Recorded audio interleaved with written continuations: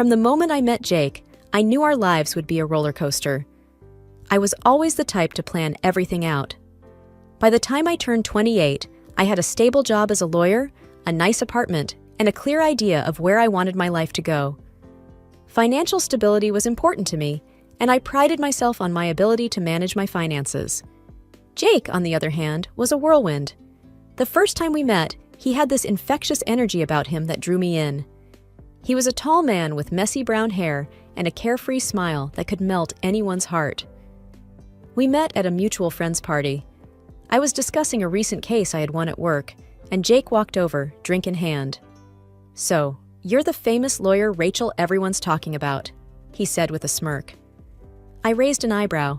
"And who might you be?" "The guy who's about to change your life." He winked.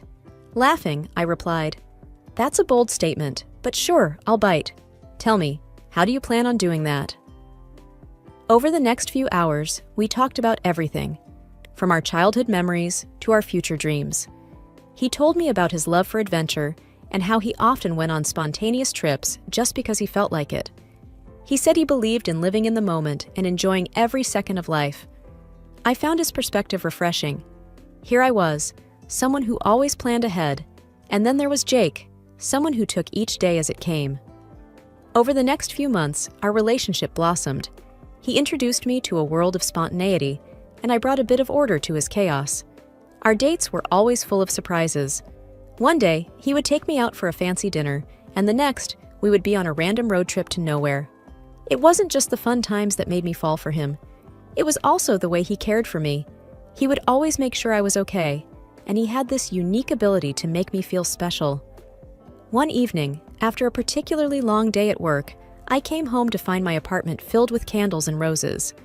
Jake stood in the middle of the room, a huge grin on his face. "Thought you could use a little pick-me-up," he said. I smiled. "You always know how to make a bad day better." We settled into a routine, and before I knew it, we were talking about moving in together and even getting married. Our relationship had its challenges, especially when it came to our different views on money. I was always careful with my spending, while Jake was more impulsive. "Come on, let's just book that trip to Europe," he would often say. I would reply, "We need to plan it out, Jake. We can't just spend without thinking." He would just roll his eyes. "You worry too much." Despite our differences, we loved each other deeply. So, when he proposed, I said yes without hesitation. I believed that love could overcome any obstacle, and I was ready to start a new chapter of my life with Jake.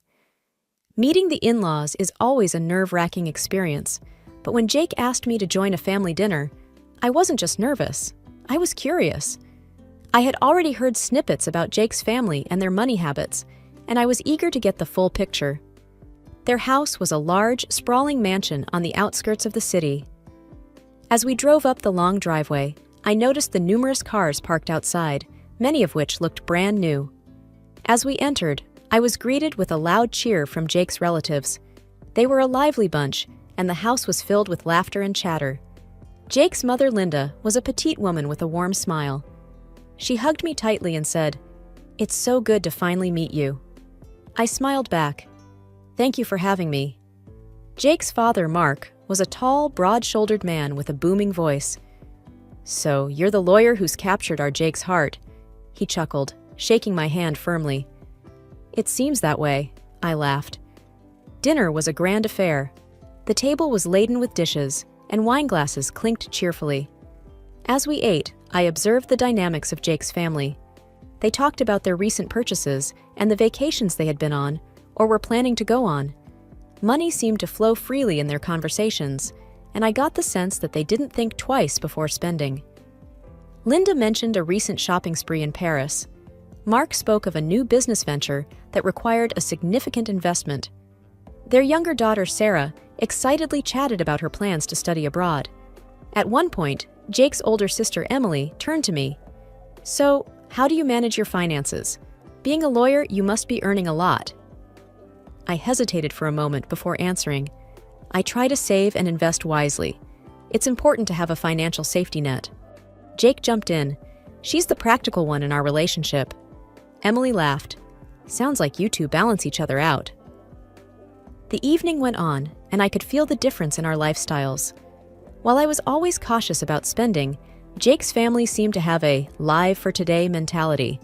It was clear that they enjoyed the finer things in life and didn't hesitate to indulge. As the night drew to a close, Linda pulled me aside.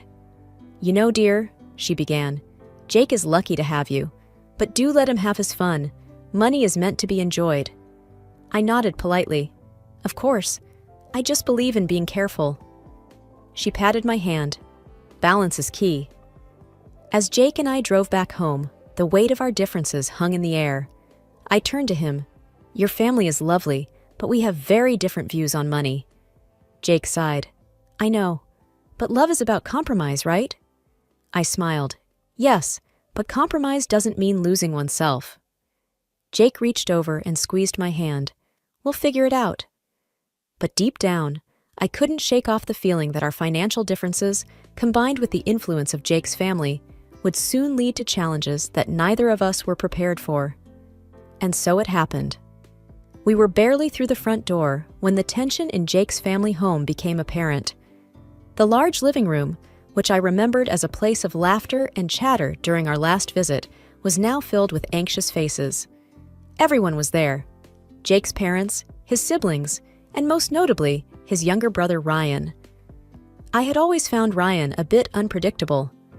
He was the sort of person who took chances, always believing the next big break was just around the corner. That day, he looked restless, his eyes darting around the room, avoiding direct contact. Without much preamble, Linda, Jake's mother, began, "Thank you for coming on such short notice. We have a serious situation on our hands." Ryan, with a sigh, came forward. "I messed up. I owe the bank $100,000. They're saying they'll take legal action if I don't pay soon." The room erupted in a flurry of questions and exclaims. Jake's hand tightened around mine. He looked more shocked than anyone. Mark, Jake's father, rubbed his temples. "Ryan, we always warned you about getting involved in those sketchy deals." Ryan snapped back. "I thought they were good investments." Seeing where the discussion might be heading, Linda tried to refocus the group. "The blame game won't help. We need to find a solution." Emily, Jake's sister, interjected, "Why don't we all chip in? If we pool our resources, we might cover most of it." Mark sighed. "Most of our money is tied up. We can't pull out that kind of cash right now." Then, all eyes turned to me. I felt trapped, like a deer in headlights. I sensed what was coming next. Jake, squeezing my hand tighter, spoke up. "You've got savings, right? We can use that to help Ryan out." I looked at him in disbelief. Was he seriously suggesting this? Linda's eyes brightened. "Oh, that would be wonderful. Can you help, dear?" I tried to remain calm. "Jake, we've talked about being careful with our finances. My savings are for our future." Jake's face reddened. "This is family. Don't you care about my brother?" Ryan nodded. "Yeah, aren't we supposed to be family now? Or does money matter more to you?" Feeling cornered, I replied, "I understand this is a tough situation, but why should I hand over my hard-earned savings when there might be other solutions? Maybe I can help negotiate with the bank? Work out a plan?" Jake's voice grew louder. "This isn't the time for legal advice. Ryan needs help now." Linda chimed in, with an edge to her voice. "We thought family meant something to you. Guess we were wrong." The room felt stifling, the weight of their expectations and accusations pressing down on me. I had hoped Jake would be my ally, but he seemed to have chosen his family's side. The meeting ended with no resolution. As Jake and I walked back to the car, I felt a chasm growing between us. The dawning light had always been a comforting sight, but this morning its warmth was overshadowed by a chilling discovery. Glancing at my phone, I saw an alarming bank notification. My heart thudded heavily as I saw the staggering amount. $150,000 had been transferred out of my savings, and even more shockingly, it had been sent to Jake's account. Confusion and dread wrapped around me. This couldn't be right. Without hesitation, I tried calling Jake, but he didn't answer. I sent a message. "Jake, why is there $150,000 transferred to your account? We need to talk. Now." Time ticked by, and every silent moment only amplified my anxiety. He didn't respond. The swirling unease forced me into action, and I decided to confront him at his workplace. As I approached his office, I saw his empty desk. One of his colleagues, Sarah, looked up and said, "Looking for Jake? He's taken the day off. Some personal matters," he mentioned. I muttered a thanks, my thoughts racing even faster now. With growing dread, I decided to go to his parents' place. Perhaps they knew something, or perhaps they could get Jake to talk to me. The large wooden door of their house looked more imposing than ever. I knocked assertively. After a brief moment, Linda, Jake's mother, opened the door just a crack. Her guarded expression told me she was aware of something. "I need to speak to Jake," I demanded. Linda glanced behind her, hesitating. "Jake isn't here," she replied. "Where is he? He's taken a huge amount from our joint savings. I need answers." Her face remained passive. "I don't know about any money," she claimed, but her eyes darted away. "Let me in. We need to discuss this," I insisted. But instead of yielding, she firmly stated, "I think it's best if you leave," and shut the door in my face. The blatant act left me stunned. Standing there, I realized the gravity of the betrayal. They knew, and they were covering for him. The reception area of the police station was bustling. Uniformed officers moved to and fro, the hum of conversation punctuated by the ring of phones. I approached the front desk, where an officer sat, looking engrossed in paperwork. "Excuse me," I began, my voice slightly shaky. "I need to report a significant unauthorized transaction from my bank account. It's my husband." The officer, whose name tag read Perez, looked up, her eyes filled with understanding. "Take a seat." She gestured to the chairs nearby. "I'll call someone to assist you." Sitting down, my thoughts swirled. Was I really about to report my own husband? Before I could contemplate further, a tall officer approached me. "Mrs. Collins?" he asked. I nodded. "Yes, that's me." "I'm Officer Daniels. Officer Perez informed me about your situation. Let's go to my office where we can talk." We walked down a corridor, and he gestured to a chair opposite his desk.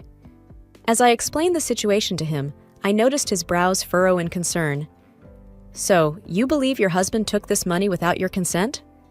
I nodded, swallowing the lump in my throat. "Yes, and his family seems to be in on it.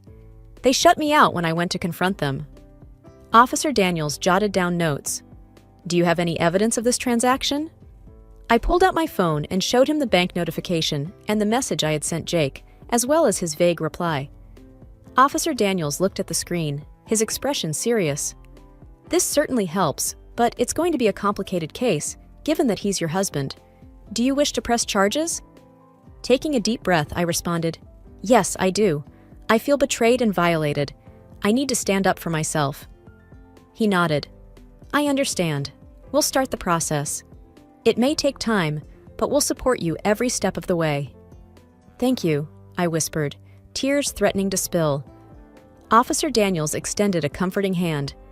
"It's tough, I know, but you're doing the right thing. We'll get to the bottom of this." The courtroom was a daunting place, its high ceilings echoing the whispers of the people inside. Rows of wooden benches filled with friends, family, reporters, and strangers who had taken an interest in the case. The tension was palpable. I sat on one side, dressed conservatively, my best friend Sarah by my side for support. Across the room, Jake sat with his parents. He avoided making eye contact with me. The judge, a stern-looking woman with gray hair tied back neatly, cleared her throat, signaling the start of the proceedings. "Order in the court," she declared.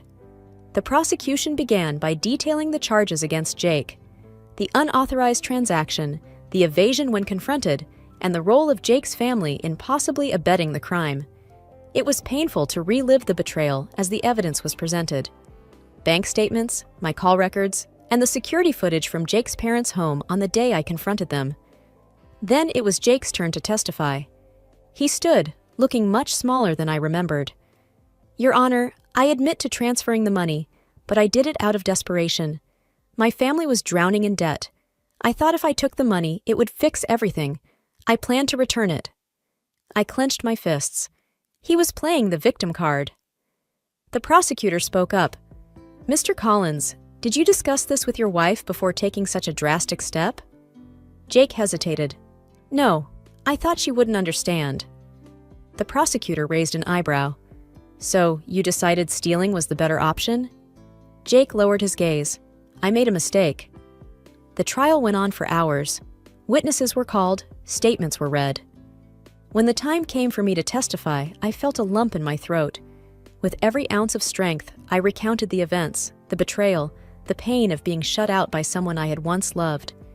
Sarah was called up next. She spoke of my character, my hard work, my dedication to building a life with Jake, and the anguish I had experienced when discovering the betrayal. When the closing statements were made, the room held its collective breath. The judge, after taking her time, declared, "Mr. Collins, you've admitted to your crime, and while I understand your intent was not malicious, the act was a clear violation of trust. You will return the full amount of $150,000 to Mrs. Collins immediately and pay an additional fine for this unauthorized transaction." Jake's face went pale. His parents seemed equally shocked. "Furthermore," the judge continued, "I advise both parties to consider mediation to resolve any personal disputes." As I left the courtroom, I felt a mixture of relief and sadness. Justice had been served, but at what cost? The man I had once dreamt of building a life with was now a stranger, a criminal in my eyes. After the court proceedings, my mind kept going back to one thing. How did Jake's family end up in such a mess in the first place? And why was I, a mere bystander in their family affairs, paying the price? My curiosity got the better of me, and I decided to find out the root cause. The first person I thought to reach out to was Amanda, Jake's ex-girlfriend from before we met. She had once mentioned how Jake's family had a penchant for shady dealings. Back then, I had dismissed her words as jealousy, but now I wondered if there was some truth to it. I dialed her number, half expecting her not to pick up, but she did. "Hello?" "Hey, Amanda, it's Rachel. I know it's been a while, but I wanted to talk." She paused, then replied, "About Jake?" "Yes." We met up at a quiet coffee shop the next day. Amanda looked different, more mature and composed than I remembered. After exchanging pleasantries, I got straight to the point. "Amanda, you once told me about Jake's family, about their dealings. I need to know more." She sighed, taking a sip of her coffee. "I wondered when you'd ask. Jake's family has been involved in some sketchy businesses for years. Loan sharking, shady investments, you name it. They've always been about quick money." I frowned, but Jake never seemed that way. At least, not when we were dating. Amanda shook her head. He tried to distance himself from it, but family ties run deep. And when his brother got into that massive debt, he got sucked right back in. My heart sank. "So, all this time?" She nodded. "He's been trying to bail them out. I warned you, remember? I saw the signs, the desperation, the sneaky phone calls, but you were too in love to see." I stared down, fighting back tears. I can't believe I was so naive. She reached across the table, squeezing my hand. "You're not the first, and won't be the last. They're masters of manipulation." The conversation shifted, and I learned that Jake's brother had a gambling problem. The debts weren't from a failed business or medical emergency. They were from nights spent at underground gambling dens and high-stakes poker games. I thanked Amanda for her honesty and clarity. As I walked back to my car, everything made sense. The secrecy, the desperation, the betrayal. Jake's family was drowning, and in their desperation, they tried to drag me down with them. After the dust settled, one thing was clear to me. I needed to put the past firmly behind me. The first step was finalizing the divorce from Jake. It was a relatively quick process, given the circumstances. My lawyer, an old friend from law school, ensured that it went smoothly without me having to face Jake again. One evening, after a long day at work, I met up with some college friends for dinner. Sarah, always the one with the latest gossip, leaned in, her voice dropping to a conspiratorial whisper. "You remember Jake's brother, right? Heard he's been locked up for fraud." I raised an eyebrow. "You're kidding." She shook her head. Wish I was. Multiple counts of fraud and embezzlement. They say he'd been scamming people for years. Anna chimed in. And that's not all. Jake's parents' property? Seized and auctioned off to clear their mounting debts. I took a deep breath, processing the information. It's just sad. That family had so many issues, so many problems. Sarah squeezed my hand. You dodged a bullet, girl, and look at you now, moving on, living your best life. I smiled, grateful for the support. Thanks, Sarah. It's been a journey, but I'm finding my way. Life continued. Days turned into weeks, and then months.